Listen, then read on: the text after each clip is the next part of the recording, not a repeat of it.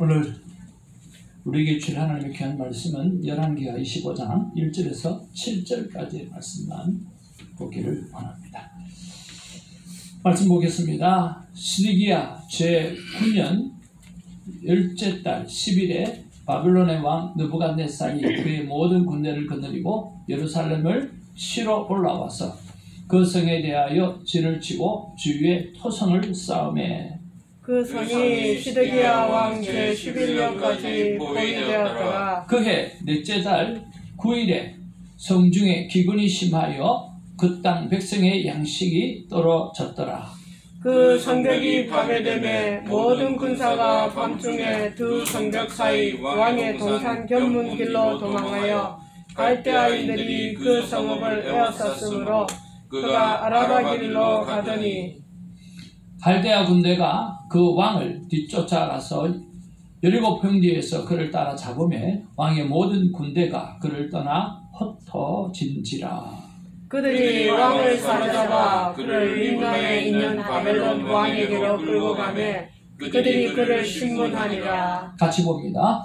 그들이 시드기야의 아들들을 그의 눈앞에서 죽이고 시드기야의 두 눈을 빼고 놋사슬로 그를 결박하여 바벨론으로 끌고 갔더라. 오늘 말씀의 제목은 다 잃어버리기 전에 라고 하는 말씀의 제목으로 우리 같이 은혜를 나누기를 원합니다. 우리 앞뒤 좌우로 인사 나누겠습니다. 사랑합니다. 축복합니다. 참 잘 오셨습니다. 축복합니다. 축복합니다. 참 잘 오셨습니다. 요즘에 코비드가 다시 돌고 있습니다. 많이 조심하시고, 조심해도 바이러스가 들어오면 방법이 없지만 그래도 조심하시기를 바랍니다. 나는 나의 미래를 내가 가보지를 못했습니다. 나의 미래는 내가 가보지 못한 길을 가는 것이라고 여러분 다 알고 있습니다. 그러나 나의 미래를 내가 가보지는 못했지만 수많은 인생이 이미 그 길을 걸어갔다라고 하는 것입니다. 그런 면에서 성경에 수많은 사람들이 그 길을 걸어갔고 또 우리 주위에도 수많은 사람들이 그 길을 걸어갔던 것입니다.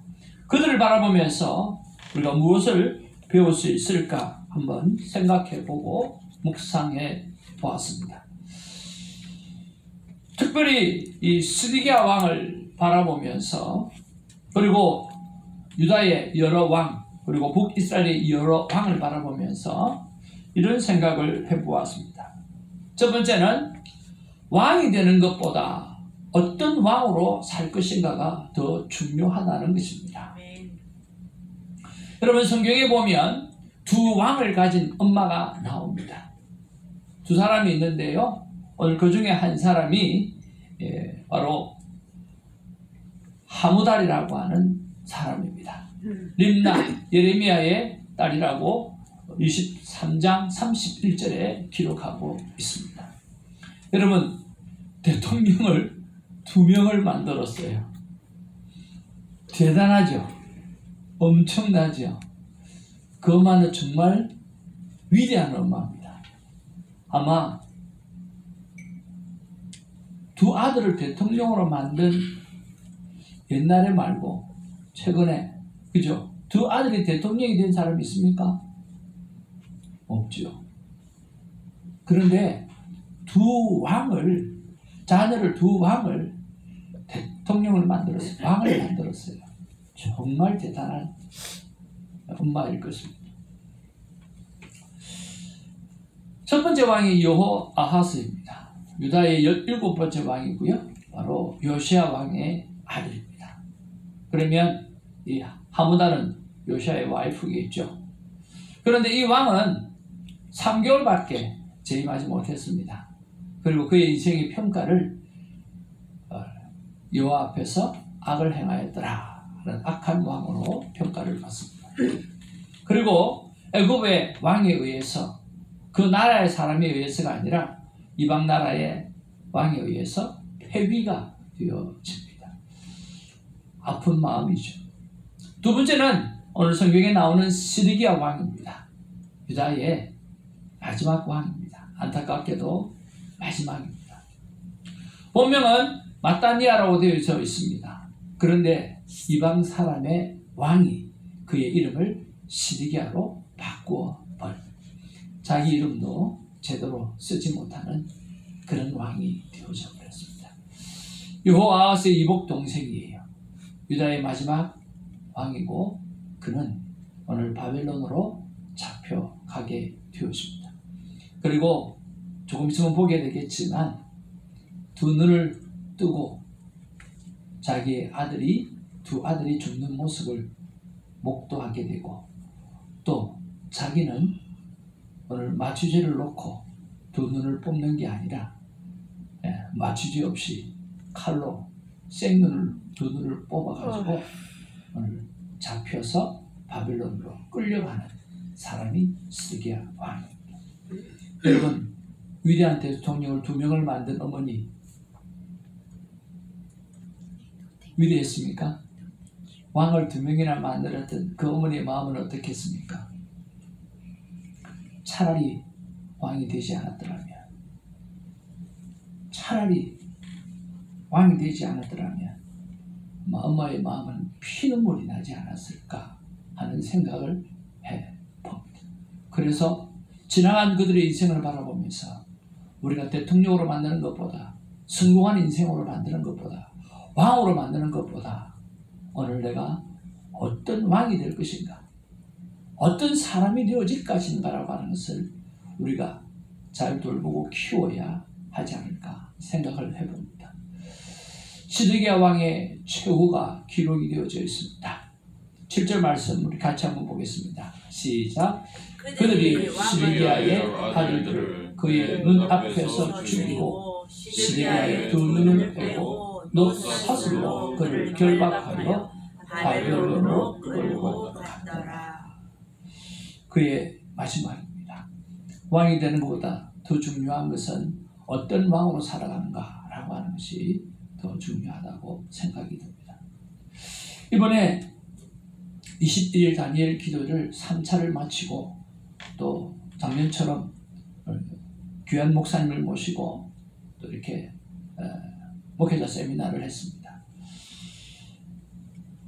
3분 목사님이 강단에 서게 되어졌는데요.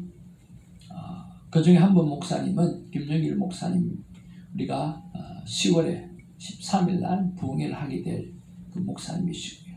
이번에도 귀한 도전을 주셔서 굉장히 큰 은혜가 되었습니다.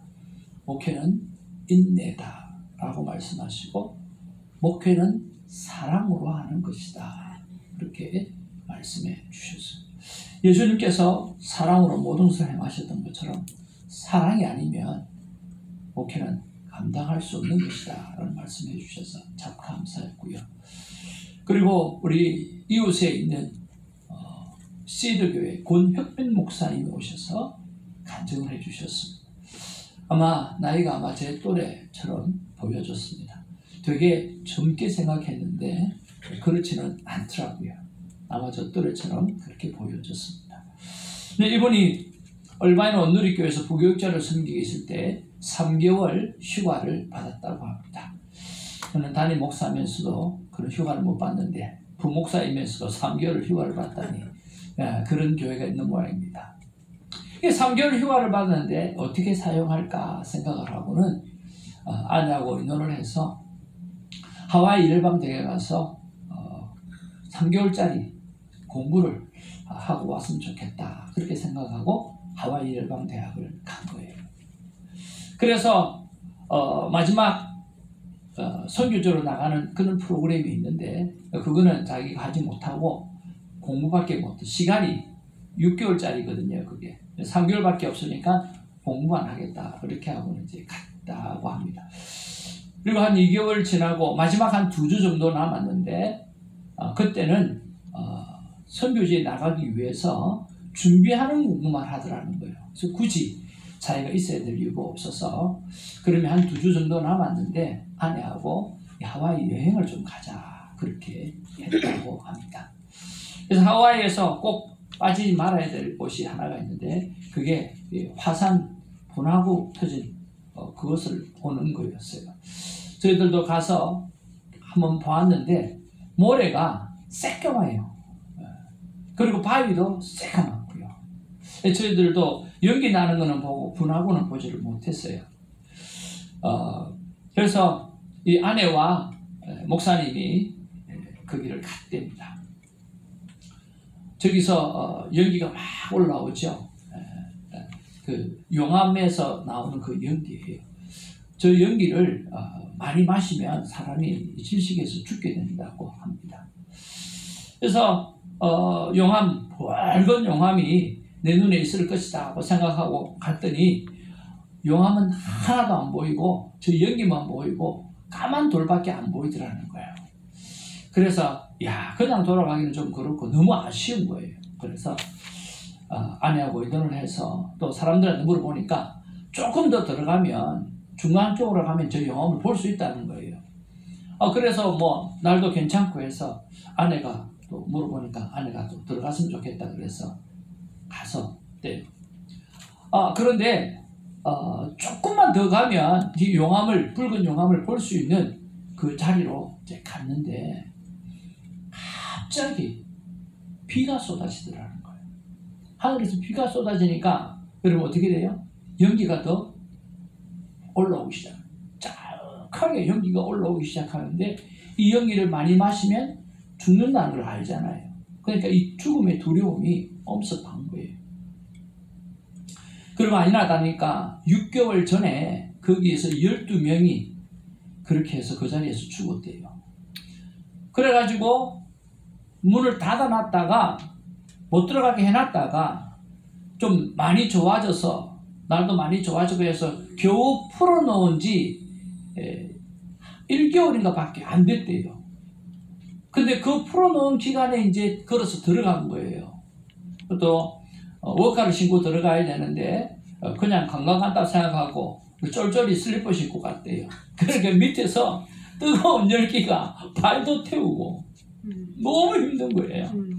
거기다가 비가 오니까 이 연기가 완전히 자기를 바로 앞에 있는 아내도 잘 안 보이더라는 거예요.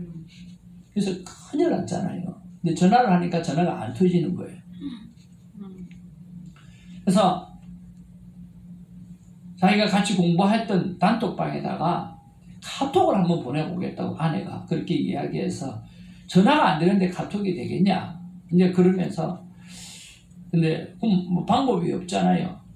그래서 우리가 자기가 영화 본 것도 있고 카톡에다가 탁 해가지고 이쪽에 가서 한번 쫙 손 뻗어갖고 좀 제발 좀 되라는 마음으로 한번 해보기도 하고 또 저쪽에 가서 또 올라가고 하더라고.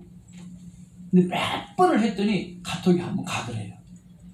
그 자리에서 카톡을 해가지고 우리가 이렇게 전화를 당했으니까 헬기를 좀 보내달라고. 그랬는데 이분이 영어를 한마디도 할 줄 못하는 선교사님이야. 그러니까 911에 신고를 할 수가 없는 거죠. 영어를 못하니까 이거 어떻게 해야 되나 했는데 마침 그 방에 한 번도 오지 않았던 다른 분이 한 번 문을 열고 들어오더래요. 그래서 이런 일을 만나가지고 막 911에 신고하고 그랬다는 거예요. 그래서 참 구조대가 온 헬기가 떠가지고요. 다다다다다 헬기가 떠. 얼마나 기분이 좋은지. 근데 헬기가 탁 떠가지고 위에서 밑에 보니까 연기가 쫙 하니까 사람을 볼 수가 없는 거예요. 한참을 있더니 가더래요.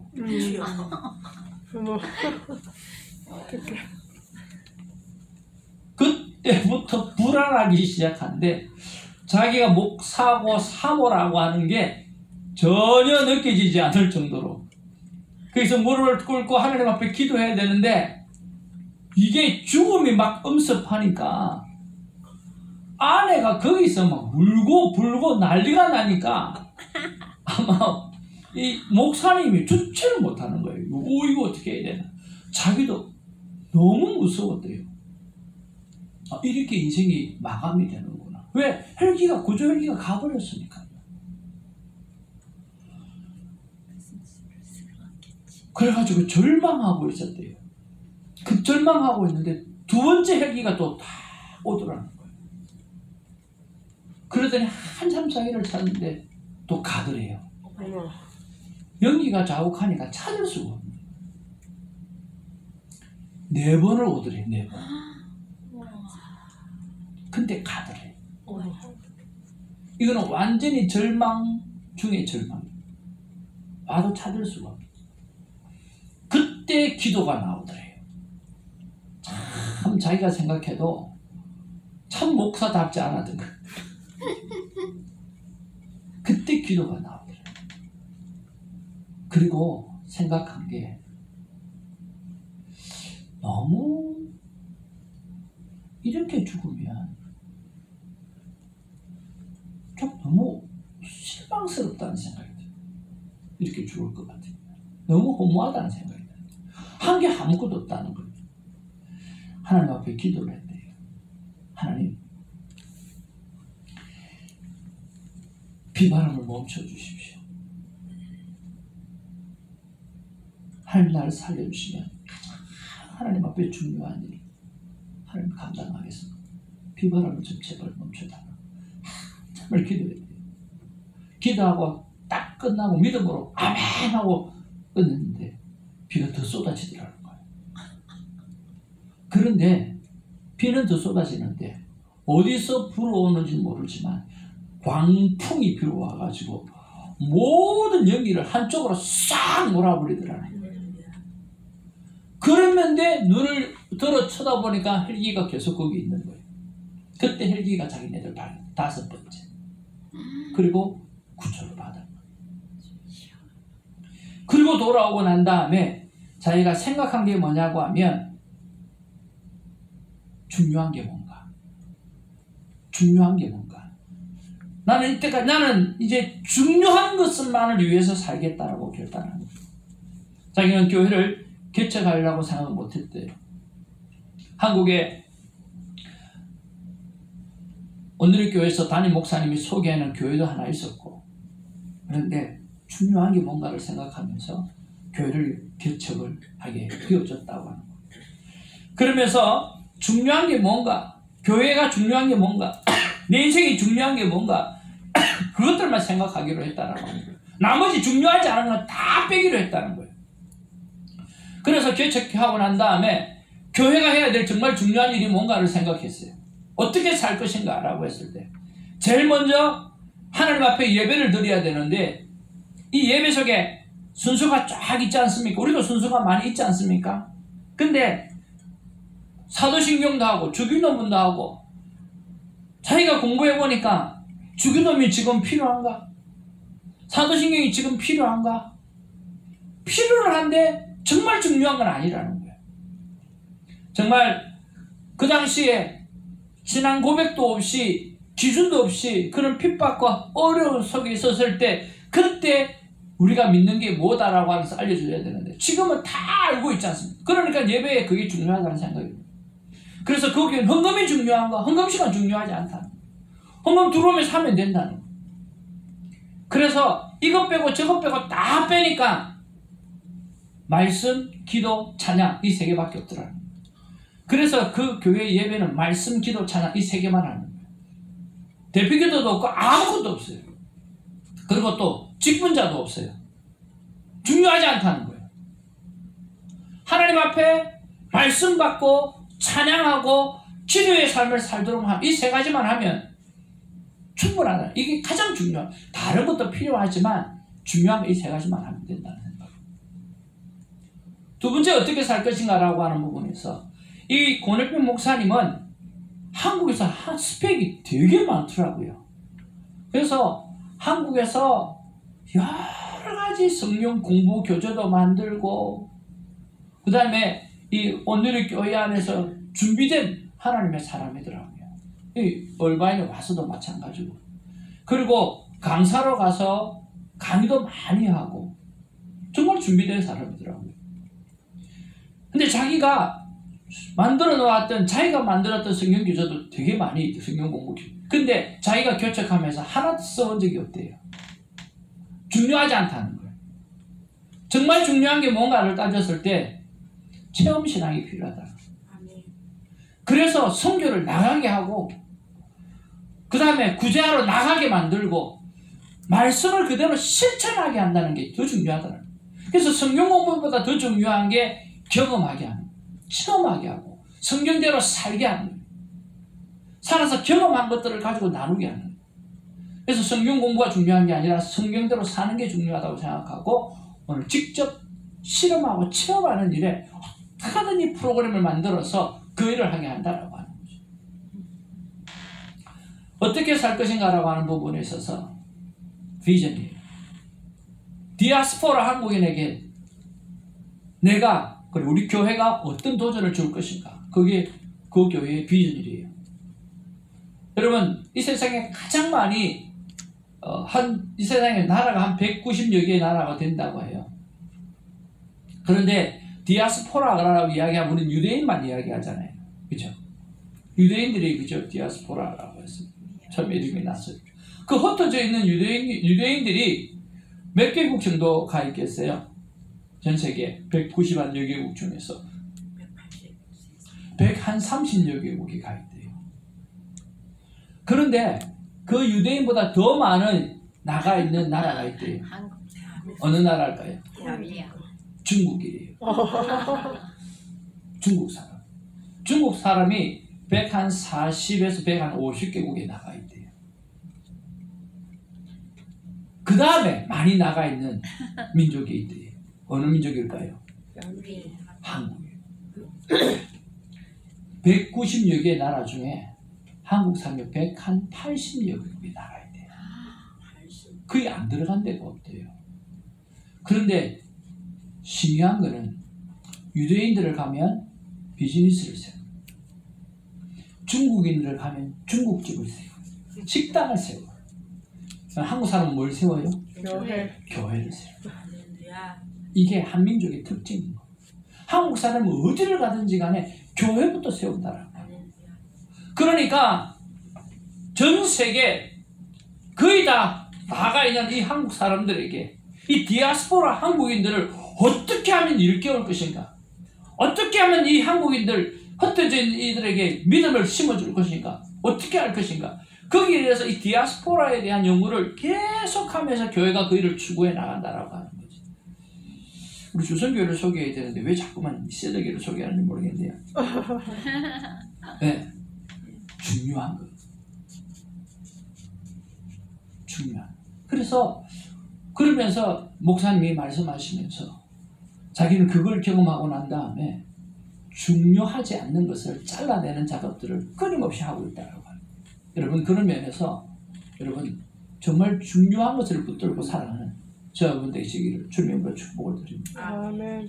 이 강의를 들으면서 저도 그런 경험이 있었잖아요. 제가 지금도 뭐 코비드 때문에 나오지 못한 분이 지금 몇 분 계신데, 저는 코비드 때 이무저치 신조 들어갔잖아요. 2021년이더라고. 벌써 3년이 지났더라고요. 2021년 1월 13일인가 그렇게 들어갔고, 들어갔다가 나와서 하나님 앞에서 기도하면서 내가 어떻게 살 것인가 라고 하는 것에 대해서 썼던 그 기록이 2021년 1월 21일 날 썼더라고요. 그래서 나는 어떻게 살 것인가 라고 했대. 그때 하나님 앞에 기도하면서 내가 다시 살려주셨으니까 하나님 내가 어떻게 살겠습니다 라고 결단하는 것이 아니라 하나님이 나에게 어떤 삶을 살게 하시기를 원하는가, 그걸 먼저 생각해보자 라고 생각을 했었어요. 그래서 하나님 주신 마음이 뭐였냐고 하면 하나님의 소원은 동행이다 라고 하는 거예요. 태정아, 네가 이 창조 세계에 그것을 하나님이 사람과 함께 다스릴 수 있다라고 하는 증명을 좀 보여줬으면 좋겠다. 이게 하나님의 소원인 거예요. 사람은 사람 혼자 사는 것이 아니라 하나님이 만드신 이 우주를, 이 세상을 오늘 사람과 의논하면서 이 하나님과 같이 이 하나님이 만드신 세상을 우리가 다스리며 살아갈 수 있다, 관리하면서 살아갈 수 있다라고 하는 것을 네가 좀 증명하는 삶을 좀 보여달라고 말씀해 주셨어요. 두 번째는요,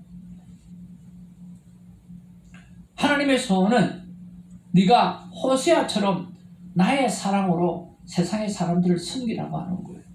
여러분, 호세아가 어떤 선지자입니까?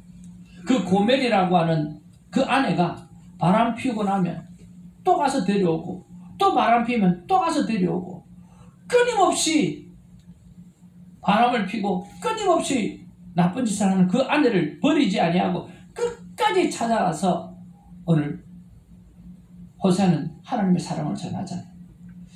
그러면서 네가 호세아처럼 지금 이 세상은 나를 버렸지만 나를 버린 그 세상을 바라보면서 끝까지 호세아 선지자처럼 사랑으로 가라. 사랑하는 마음으로 다가가라. 이들이 하나님을 버려서 오늘 고난과 하나님을 버려서 저주받은 멸망의 삶을 산다 할지라도 너는 가라. 그래서 데리고 와서 또 하나님과 데리고 살고 그런 하나님의 사랑을 전하는 그런 자가 되라고 말씀해 주셨어요. 또 하나는 하나님의 소원이 뭐냐고 하면 큐티는 나의 사랑의 고백을 듣고 감사하는 것이다. 저는요 큐티하면서 이게 큐티인 줄 몰랐어요. 제일 처음에 큐티를 배우면서는 적용이라고 생각했고요. 두 번째 큐티를 하고 보니까 묵상이 참 중요하구나. 묵상인 줄 알았어요. 그런데 오늘 그 죽음의 고비를 지나고 난 다음에 하나님께서 주시는 말씀이 뭐냐고 하면 큐티는 너희들이 어떤 삶을 살겠다라고 하는 적용이 아니라는 거예요. 큐티는 묵상도 아니라는 거예요. 어떤 부분에서 큐티의 제일 처음 사건은 뭐냐고 하면 내가 너를 사랑한다라고 하는 그 사랑에 대한 인정이다. 고백을 듣는 거라고 하는 그리고 감사하는 거라는 거예요. 네. 여러분 그렇지 않나요? 네. 여러분 하나님 앞에 시간을 내어드리는 그 시간이 성경을 통해서 뭘 알겠다라고 하는 것보다 하나님께서 나를 사랑하고 있다라고 하는 사실, 내가 너를 사랑하고 있다라고 하는 사실, 하나님의 그 고백을 듣는 시간이 진짜 큐티 시간이 되어야 되지 않겠느냐라고 하는 거예요. 저는 어떤 세미나, 수많은 세미나를 가봤는데요, 이렇게 말씀하시는 세미나를 받지 못했어요. 근데 하나님은 그 말씀 하시더라고요. 너 나에게 시간을 준다며. 그러면 그 큐티가 뭐야? 그 큐티라고 하는 거는 내가 너를 사랑한다라고 하는 그걸 우리가 받아주고 감사함으로 시간을 드리는 거라고 말씀해 주셨어요. 너가 이런 큐티의 삶을 살고 그렇게 전하라는 거예요. 그래서 우리 교회가 모든 예배를 시작할 때 뭐부터 합니까? 하나님이 나를 먼저 사랑해 주셨다라고 하는 그 고백을 하나님 앞에 먼저 드리지 않습니까? 저는 이것만 있으면 된다고 생각을 합니다. 그렇지 않나요? 하나님이 나를 사랑하신다는 그 고백을 아멘으로 고백하면 그 이상 우리가 할 일이 더 뭐가 있겠어요? 구원이 믿음의 으로 주어진 것처럼 오늘 하나님의 사랑의 고백을 아멘으로 받아들이는 저 여러분 되기를 주님으로 축복을 드립니다. 아멘. 그러면서 태정아 큐티의 삶을 이렇게 다시 교육하거라 그랬어요. 큐티는 자신의 각오를 다짐하는 것이 아니라 자신을 향한 하나님의 축복의 약속을 기억해내는 거다. 사랑한다는 그 약속을 기억해내는 거예요. 나의 사랑은 십자가까지 내가 직접 내려가는 사랑이고 아들 예수 그리스도를 직접 보내어 죽게 한 사랑이고 부활을 반드시 얻게 하는 십자가의 사랑이다. 샬롬이라고 하는 관계의 회복은 너의 노력이나 인간의 노력이 아니라 하나님의 사랑의 노력을 인정하는 것에부터 시작되어진다라고 하는. 그러고 보니까 구원이 우리의 노력으로 주어진 게 아니잖아요.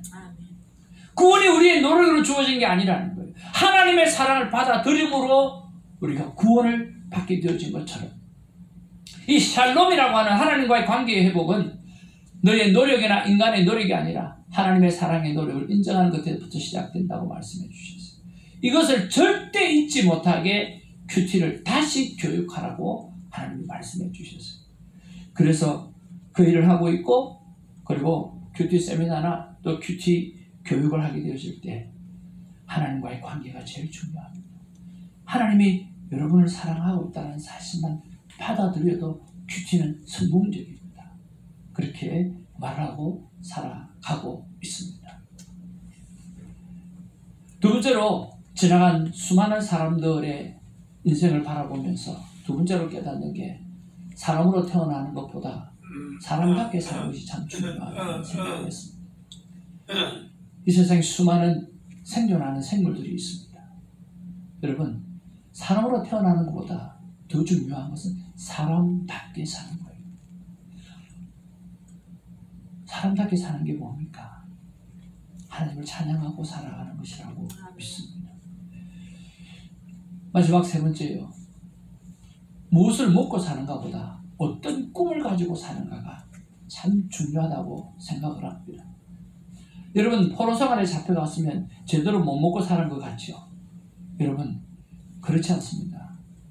포로생활에 갔어요. 그들 잘 먹고 잘 지냈어요. 오히려 이스라엘에 돌아가면, 자기 나라로 돌아가면 오히려 먹을 게 없었기 때문에 돌아가고 싶지 않을 정도로 그들은 잘 살았어요. 포로생활에서도 먹고 살아요.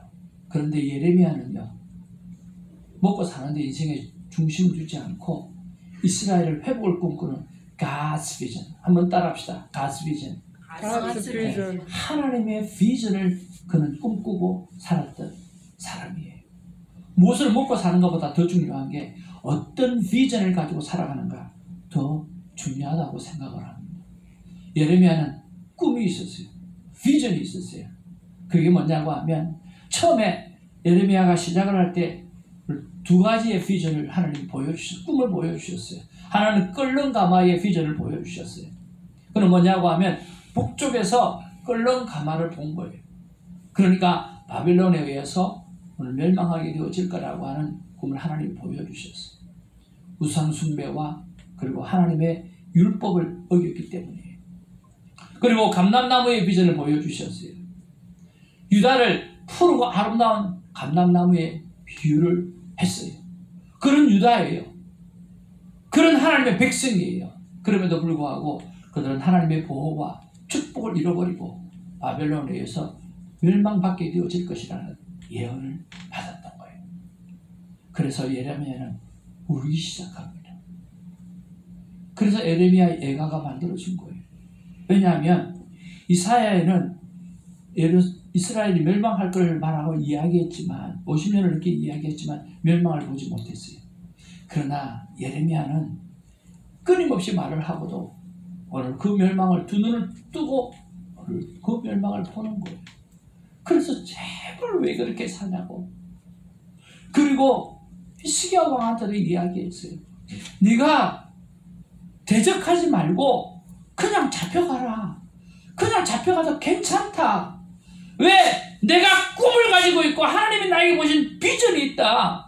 너 지금 힘들게 그렇게 할 필요 없다.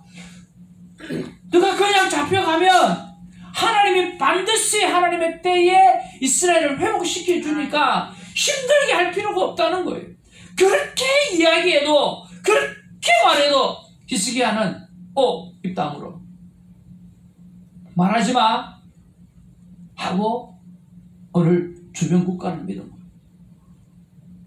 그리고 그는 자기 두 눈을 뜨고 두 아들이 죽는 모습을 보고 그리고 칼로 그 자리에서 자기 두 눈을 베이김 당하고 그리고 노쇠사슬에 묶여서 끌려가는 그런 왕의 모습, 그리